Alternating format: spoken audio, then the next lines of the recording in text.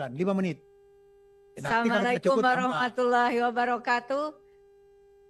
Salam sejahtera untuk kita semua. Om Swastiastu, Namo Buddhaya, salam kebajikan rahayu. Yang saya hormati pimpinan dan anggota Komisi 6 DPR RI, yang saya hormati Menteri Koperasi, Wakil Menteri Koperasi, beserta seluruh jajaran Kementerian Koperasi.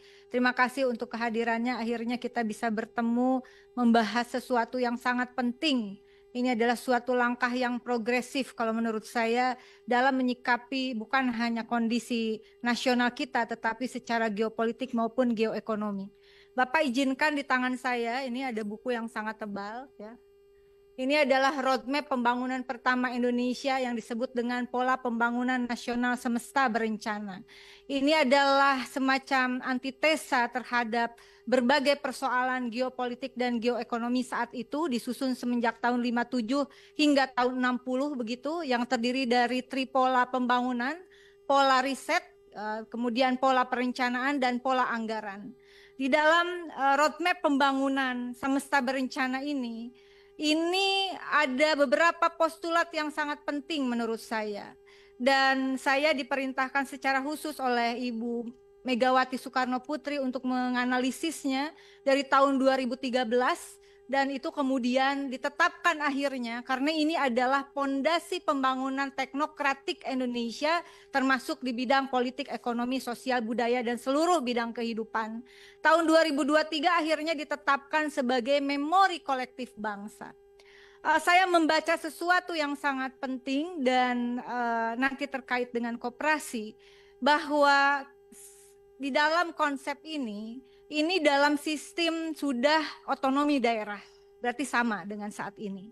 Ya, kita pernah sentralistik, tapi sebelumnya pondasi kita adalah roadmap pertama pembangunan Indonesia adalah desentralisasi dalam perspektif NKRI, otonomi daerah dengan memperkuat democratic rural development. Oleh sebab itu desa menjadi sangat penting, pembangunan desa menjadi sangat penting, dan salah satu hal yang menjadi marwah dari pembangunan desa itu adalah di dalam arsip yang sangat penting ini adalah koperasi desa harus didirikan di setiap desa. Itu sudah ada arsipnya. Nanti boleh kita sharing dan boleh kita diskusi, Bapak. Sehingga menurut saya peran desa kita sepakati bersama menjadi sesuatu yang sangat fundamental di dalam kehidupan berbangsa, bermasyarakat, dan bernegara hari ini dan di masa yang akan datang. Saya orang yang sangat concern terhadap desa, sehingga disertasi saya juga membahas tentang desa, khusus tentang desa, khususnya pendataan Indonesia berbasis data desa yang presisi, yaitu aktual, akurat, dan relevan. Di halaman 225 ini saya buktikan, Pak, ya. Ini model bukunya kayak gini. Koperasi itu harus dibangun di setiap desa. Di sini sudah ada. Jadi saya kurang lebih 10 tahun, artinya lebih mungkin dari 2013, saya memimpikan bagaimana caranya agar ekonomi Indonesia kembali pada hitoh ideologinya, kembali kepada marwah ideologinya. Harus ada koperasi di setiap desa, begitu. Dan saya begitu bersemangat, mungkin dari sedikit orang yang bersemangat dan antusias terhadap lahirnya Instruksi Presiden nomor 9 tahun 2025 tentang Koperasi Desa Merah Putih yang harus dibangun di seluruh penjuru desa di tanah air. Ada kekhawatiran pasti, tetapi menurut saya ini momentum yang tepat dengan desakan geopolitik dan geoekonomi. Dan alhamdulillah kemarin 25 Mei 2025 Presiden Prabowo telah melakukan suatu kesepakatan penting babak baru dalam kerjasama RI Tiongkok. Ya, ini juga nanti barangkali ada korelasinya. 12 MOU kurang lebih terkait penguatan industri, kemudian juga ekonomi, sosial, budaya. Pastinya ke depannya saya berharap ini juga memperkuat koperasi desa. Nah, kemudian di dalam saya ingin kita mengetahui bahwa ada arsip penting ini, begitu. Dan Ibu Megawati secara khusus selalu menekankan bahwa kedudukan dan peran koperasi. Pertama adalah alat untuk melaksanakan ekonomi Pancasila. Kedua, sebagai sendi kehidupan ekonomi bangsa. Dan terakhir adalah dasar untuk mengatur perekonomian rakyat. Koperasi, khususnya koperasi desa, adalah suatu instrumen untuk memenuhi amanat konstitusi tercapainya 5 hak konstitusional rakyat. Hak kesejahteraan rakyat, pertama adalah terpenuhinya hak rakyat atas sandang, pangan, dan papan. Kedua, terpenuhinya hak rakyat atas pendidikan dan kebudayaan. Ketiga, kesehatan, pekerjaan, dan jaminan sosial. Keempat, kehidupan sosial, perlindungan hukum, dan HAM. Dan yang kelima adalah terpenuhinya hak rakyat atas lingkungan hidup yang baik, aman, dan nyaman. Di dalam arsip ini juga dikatakan, saya sebenarnya hanya mensummary apa yang disampaikan oleh teman-teman terdahulu. Kekhawatiran soal pembiayaan. Di dalam arsip semesta berencana dikatakan, pertama, pembiayaan yang bersumber dari pemerintah. Jadi boleh, Pak. Bukan tidak boleh. Pembiayaan yang bersumber dari pemerintah atau badan usaha didasarkan pada asas membantu untuk menolong diri sendiri. Istilahnya disebut to help the people, to help himself. Jadi, biaya dari negara dikeluarkan, tapi kurang lebih untuk meningkatkan penguatan pemberdayaan. Yang kedua adalah tahap awal pembiayaan harus fokus pada pengembangan usaha. Prioritas pada 3 sektor, produksi, distribusi, dan industri. Catatan pentingnya, pembiayaan itu tidak untuk pembangunan fisik. Pembangunan fisik, prinsipnya ini sangat penting Pak Menteri, prinsipnya adalah optimalkan apa yang ada. Tadi beberapa teman termasuk lahirnya Undang-Undang Resi Gudang melahirkan gudang-gudang yang nggak kepake. Kemudian yang ketiga, amanat dari para pendiri bangsa kita. Pemerintah melakukan gerakan koperasi nasional disertai pendidikan tentang koperasi, terutama bagi pemerintah daerah dan pemerintah desa, termasuk politik anggaran dalam APBD dan APBDes. Boleh Bapak kalau mau tepuk tangan.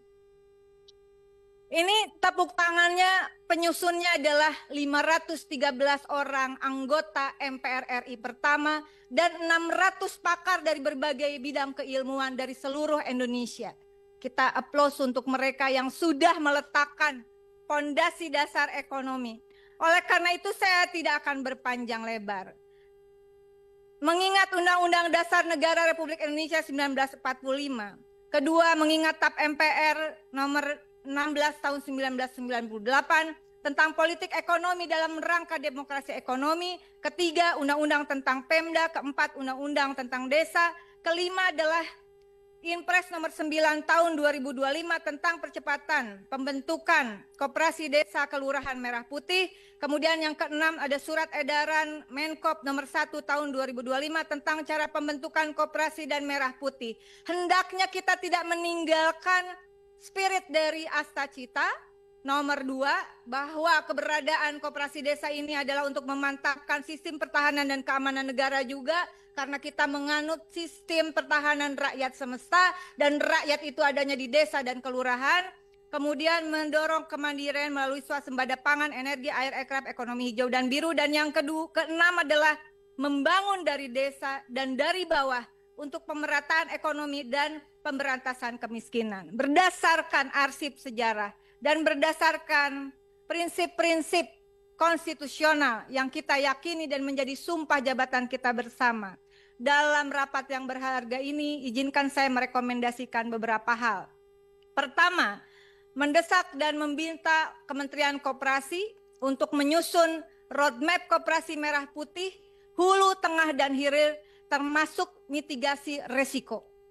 Kedua, pendataan desa yang akurat, aktual, dan relevan, menyangkut kondisi kebutuhan dan potensi real desa, sehingga perlu kiranya berkoordinasi dengan Kementerian Desa.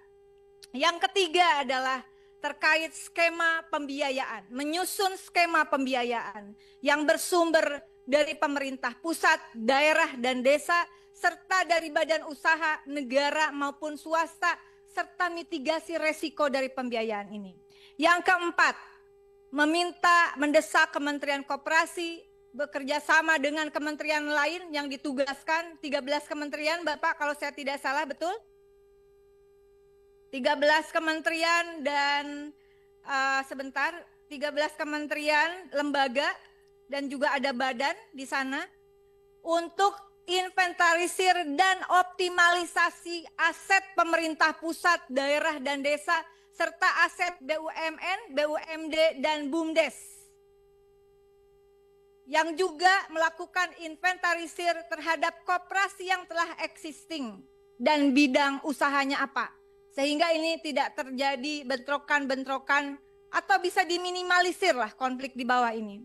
Yang kelima adalah mendesak Kementerian Koperasi fokus usaha koperasi sesuai dengan amanat para pendiri bangsa kita.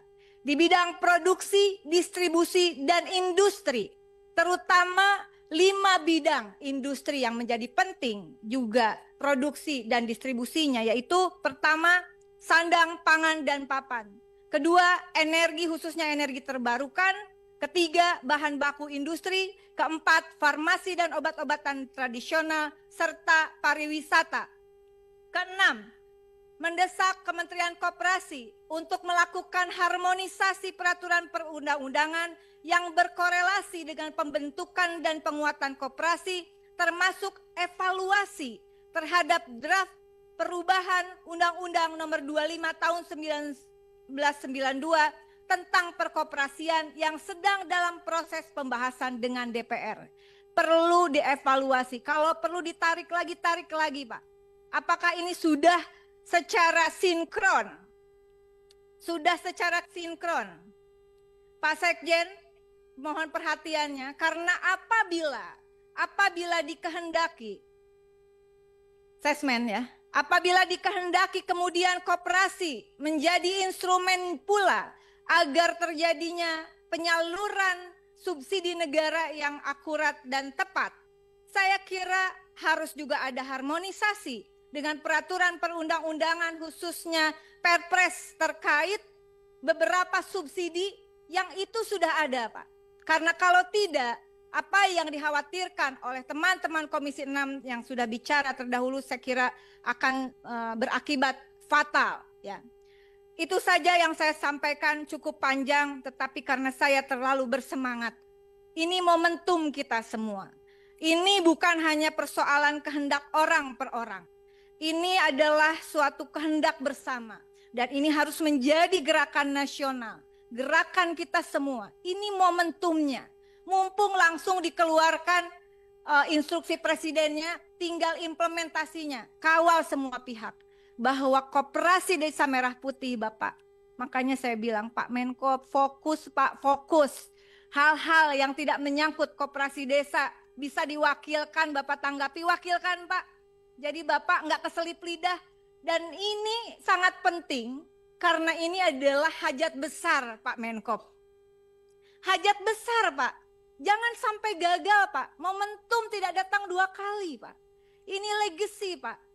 Kalau berhasil ini menjadi legacy untuk bangkitnya ekonomi Indonesia. Kalau tidak berhasil, ini jajaran Kementerian Koperasi adalah orang yang paling bertanggung jawab dunia akhirat. Ya, kalau ini sampai gagal. Betul Pak. Jadi mari kita bersemangat dan tolong terakhir tadi pesan juga dari Ibu Ketua, libatkan kami sebentar lagi reses dalam sosialisasi, setidaknya infokan Pak. Jadi kami bisa hadir untuk daerah-daerah pemilihan kami. Dan pribadi dari saya mohon pengawalan, saya sedang melakukan riset untuk koperasi Desa Merah Putih berbasis data desa presisi di salah satu desa di Provinsi Bali. Di Bali. Terima kasih semuanya, selamat berjuang seluruh jajaran Kementerian Koperasi dan kita semua. Saya sangat antusias karena bagi saya ini harus menjadi legacy kita bersama karena kita sedang menjalankan hutang sejarah dari para pendiri bangsa yang harus kita lunasi. Terima kasih. Wallahul muwaffiq ila aqwamit thoriq. Wassalamualaikum warahmatullahi wabarakatuh. Pak Menteri tidak salah kan dari anggota terakhir kan?